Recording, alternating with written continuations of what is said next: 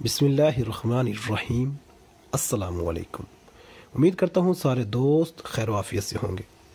اسلامی تاریخ میں ایک ایسی شادی بھی ہوئی ہے کہ جس میں دلہا بننے کی خواہش ہر بڑے سے بڑے صحابی کی تھی۔ دوستو، آپ نے بہت سی شادیاں دیکھی ہوں گی، لیکن ہمارے پیارے پیغمبر حضرت محمد صلی اللہ تعالیٰ علیہ وسلم کی پیاری بیٹی حضرت سیدہ فاطمہ سلام اللہ علیہا کی شادی کی تقریب سے پیاری کوئی نہ ہوگی۔ ایسی شادی کے جس کے لیے حوروں اور فرشتوں نے بھی تیاریاں کی، اور سب سے مزے کی بات یہ ہے کہ اس شادی کے پیارے دلہا کو اللہ پاک نے خود نامزد کیا۔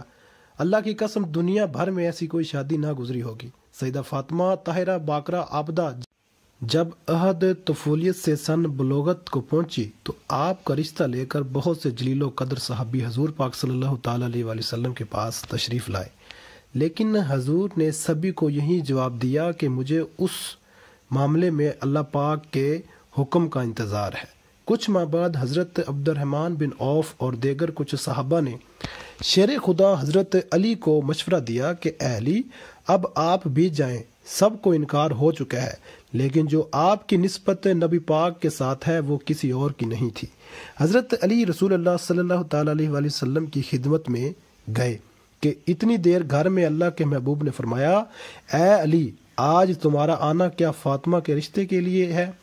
تو حضرت علی نظریں جھکا کر فرمانے لگے، جی یا رسول اللہ۔ حضور صلی اللہ تعالیٰ علیہ وسلم نے فرمایا کہ مجھے جبرائیل علیہ السلام نے پہلے ہی خبر دے دی ہے۔ آپ نے ان کی درخواست قبول فرمائی اور ارشاد فرمایا، اے علی، گھریلو ضروریات کی کوئی چیز تمہارے پاس ہے جسے تم وسیلہ بناؤ؟ حضرت علی نے فرمایا، میرے پاس ایک تلوار، ایک اونٹ اور ایک زرہ ہے۔ حضور علیہ الصلوۃ والسلام نے فرمایا، تلوار کی تمہیں ضرورت ہے، ہر وقت جہاد کے لیے تیار رہتے ہو، اور اونٹ تمہاری سواری کے لیے ہے، وہ بھی ضروری نہیں۔ میں تیری طرف سے زرہ پر اکتفا کرتا ہوں، اور اے علی، تجھے بشارت ہو کہ اللہ تعالیٰ نے تیرا اور فاطمہ کا نکاح آسمان میں باندھ دیا ہے۔ مجھے اللہ تعالیٰ کی طرف سے یہ حکم ہوا ہے کہ میں بھی سب کے سامنے تمہارا اور فاطمہ کا نکاح پڑھا دوں۔ اس طرح رسول اللہ صلی اللہ تعالیٰ علیہ وسلم نے حضرت علی کا نکاح پڑھا دیا۔ جب حضرت فاطمہ کی رخصتی کا وقت آیا تو حضور صلی اللہ تعالیٰ علیہ وسلم کے پاس تمام ازواج مطہرات جمع تھیں۔ انہوں نے حضور کے ساتھ حسرت امیز باتیں شروع کر دیں۔ حضرت ام سلمہ رضی اللہ تعالیٰ عنہ نے حضرت ختیجہ رضی اللہ تعالیٰ عنہ کا تذکرہ کیا اور فرمانے لگی کہ ختیجہ اگر آج زندہ ہوتی تو فاطمہ کے متعلق ہمیں کوئی پریشانی نہ ہوتی اور ہماری آنکھیں روشن ہوتی۔ یہ سن کر حضور صلی اللہ تعالیٰ علیہ وسلم کی آنکھوں میں آنسو آ گئے اور فرمایا، ختیجہ جیسا کوئی بھی نہیں ہے۔ اس نے اس وقت میری تصدیق کی کہ جب سب نے تکذیب کی، اپنے سارے مال کو مجھ پر خرچ کر دیا، اللہ تعالیٰ کے دین کو قبول کیا، یہاں تک کہ میں نے اس کی زندگی میں ہی اسے جنت کی بشارت دی۔ پیغمبر نے ہجرت کے دوسرے سال پہلی ذی الحج کے دن حضرت فاطمہ کو سیدنا علی کے گھر بھیجا، اس لیے شادی اور نکاح کے درمیان تقریباً 10 مہینے کا فاصلہ تھا۔ شاید نکاح کا صیغہ جلدی پڑنے کی وجہ یہ تھی کہ دوسرے رشتے مانگنے والے لوگوں کے لیے جواب واضح ہو جائے، اور شادی کی دیر کرنے کی وجہ یہ تھی کہ فاطمہ جسمانی رشد و نما کے لحاظ سے بہتر ہو جائیں۔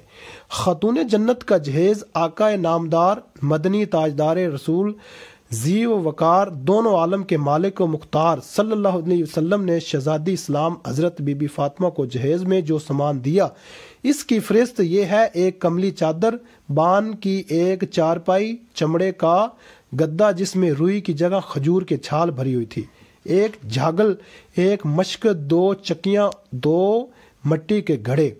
حضرت علی حضرت ام ایمن کے ساتھ حضور کی خدمت میں حاضر ہوئے۔ حضرت علی فرماتے ہیں کہ حضور نے مجھ سے پوچھا، کیا تم زوجہ کے ساتھ رہنا چاہتے ہو؟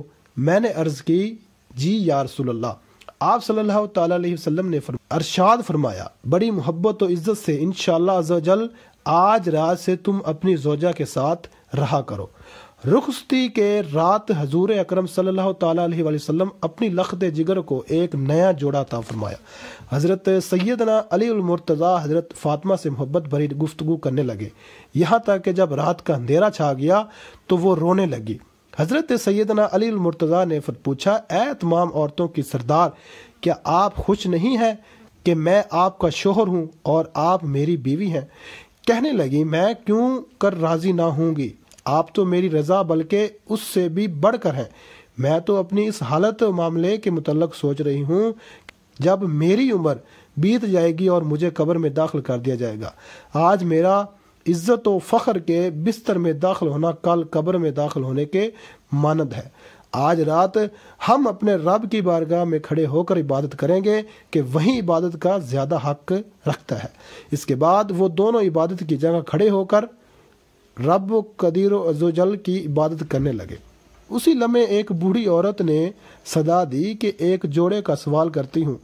حضرت سیدنا فاطمہ نے یہ سنا تو آپ قرآن کے آیات یاد کرنے لگی کہ تم ہرگز نیکی کے منزل تک نہیں پہنچ سکتے جب تک کہ تم اپنی محبوب چیزوں میں سے راہ خدا میں اتفاق نہ کرو۔ آپ نے شب زفاف میں ہی اپنا شادی والا جوڑا جو حضور صلی اللہ علیہ وسلم نے انہیں دیا تھا اس بڑھیا کو دے دیا۔ اللہ اکبر۔ چنانچہ حق زو جیت ادا کرنے سے پہلے ابتدائی 3 دن ان دو مقدس ہستیوں نے دن روزے میں اور رات عبادت الہی میں بسر کیے۔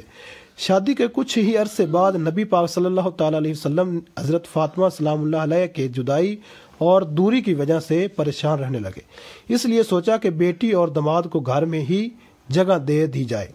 حضرت حارث بن نعمان رضی اللہ تعالیٰ عنہ جو کہ جلیل و قدر صحابی تھے، جب ان کو اس بات کا پتہ چلا تو وہ حضور صلی اللہ علیہ وسلم کے پاس آئے اور کہنے لگے، اللہ کی قسم میں چاہتا ہوں کہ میرا جو گھر ہے آپ کے ساتھ ہے وہ آپ لے لیں۔ حضور فرمانے لگے کہ تمہیں اس کا اجر دے۔